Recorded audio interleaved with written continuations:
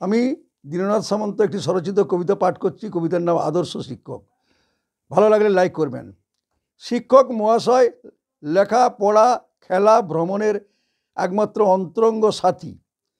প্রীতি স্নেহ আদর যত্নে অন্তর দিয়ে তিনি পড়ান শেখান শাসন তর্জন করেন নীতি।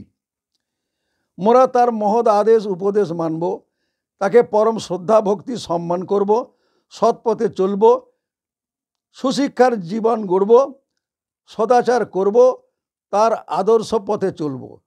শিক্ষক মহাশয় মোদের শিক্ষাদাতা, জ্ঞানদাতা, বিপদের অভয়দাতা।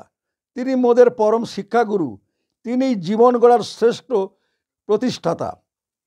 বলা বাহুল্য, শিক্ষক মহাশয় হবেন ভদ্র, বিনয়ী, উদ্যোগী, সচ্চরিত্র ও আদর্শবান। কোনো বদনেশাসক্ত হবেন না বিদ্যা মন্দিরে। ব্যবহার সততা আদর্শে মনুষ্যত্বে হবেন মহান। ভারতের অন্যতম জাতীয় আদর্শ শিক্ষক ছিলেন স্বর্গীয় সর্বপল্লী রাধাকৃষ্ণন। তাকে শ্রদ্ধায় স্মরণ করি ক্ষণে ক্ষণে।